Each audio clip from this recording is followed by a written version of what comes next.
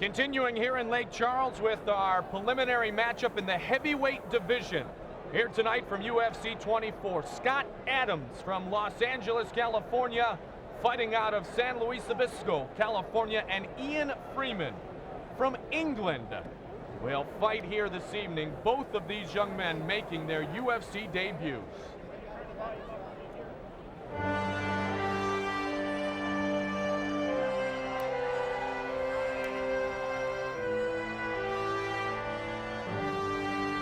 And entering the ring, Ian Freeman.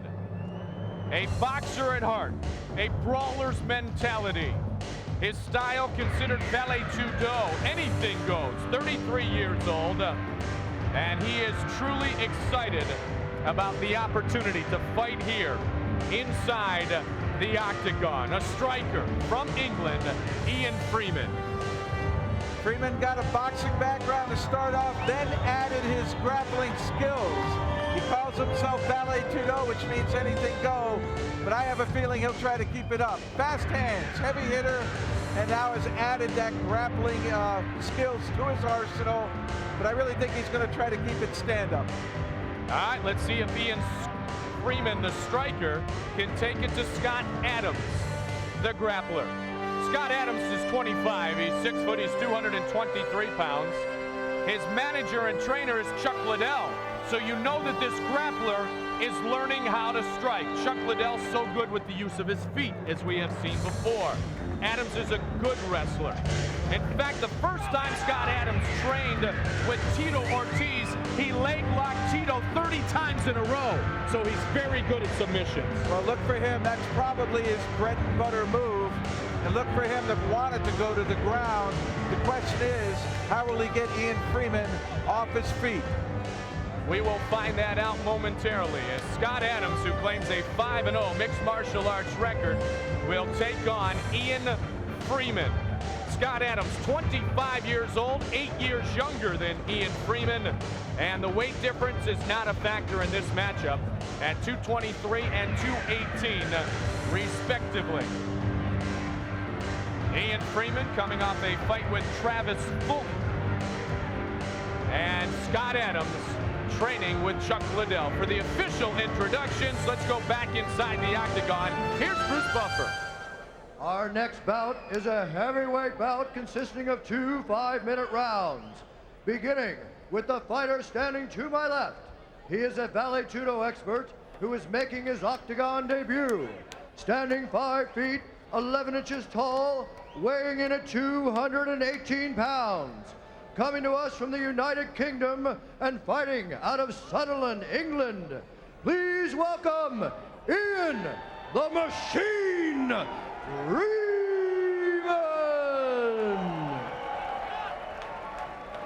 And his opponent, standing to my right.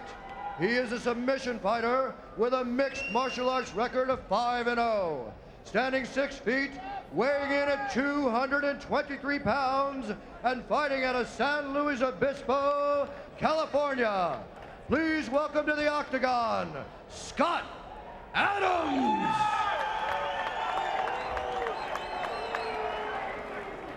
And once again, a heavyweight for the ages will have his opportunity to be the referee here tonight. Dan the Beast Severn, one of the legends of the UFC, our referee.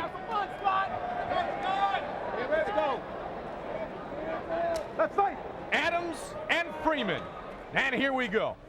Class act, touching hands before they start. Freeman has that boxing, and he knew he had to add the ground skills, but his forte will be a beautiful takedown.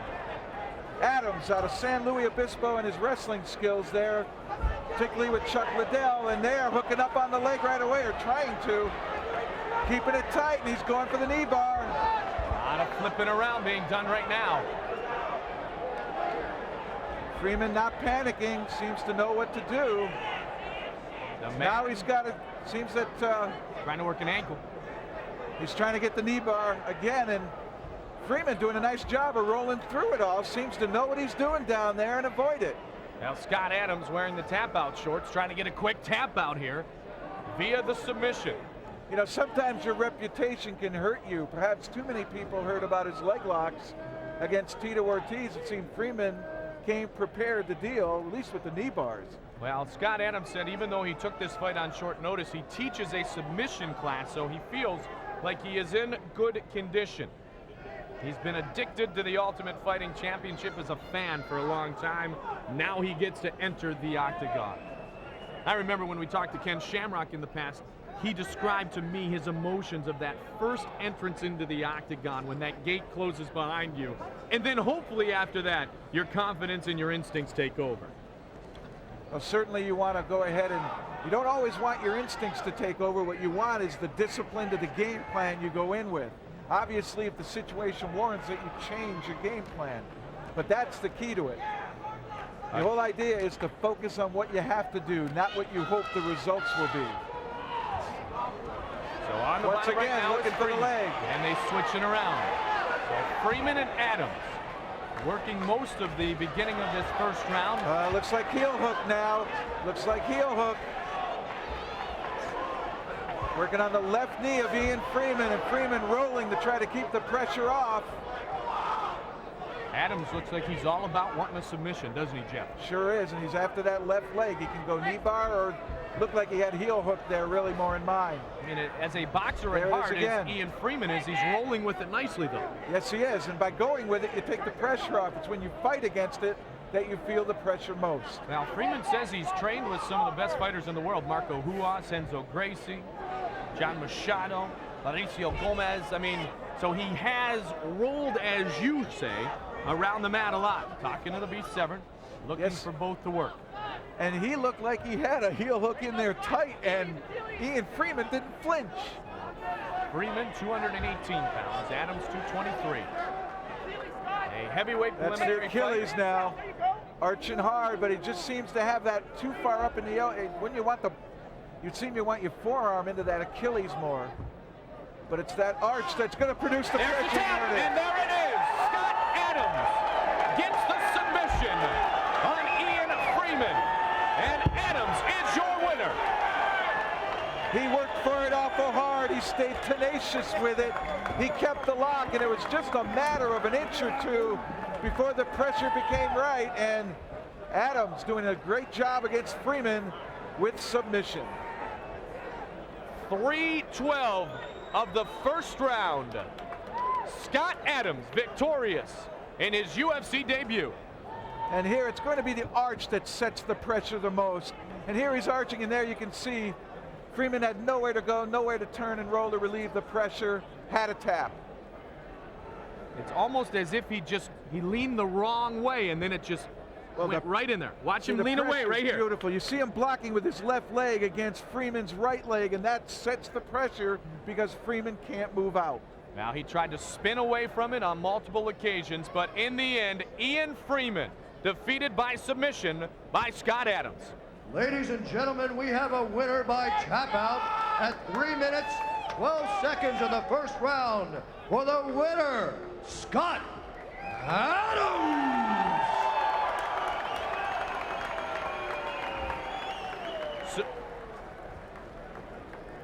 So Adams, known for his ability to submit, especially the leg locks, gets the Achilles and closes the debut of Ian Freeman. Scott Adams, truly excited about winning inside the octagon in his UFC debut.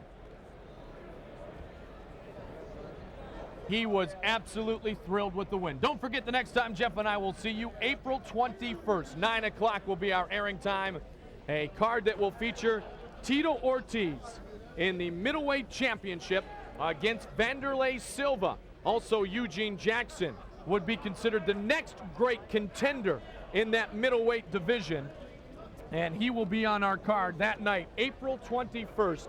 Some spectacular performances in their UFC debuts put on by many here tonight at UFC 24. It began with a great performance by Jens Pulver.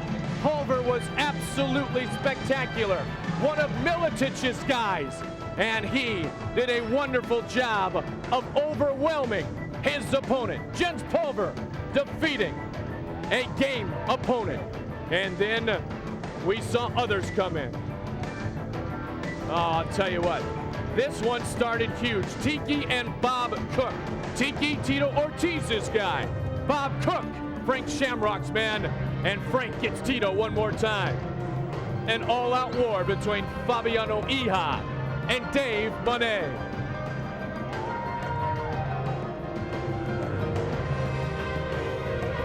Bruised but not battered, he was victorious.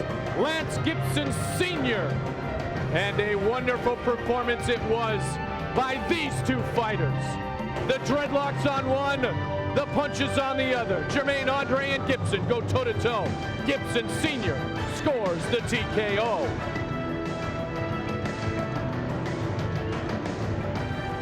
And finally, the heavyweights. And what punishment Steve Judson threw early on Ted Williams. Williams wins at 321. For Jeff Blatnick and James Wormy, I'm Mike Goldberg. It's been a great UFC 24. We'll see you in April, right back here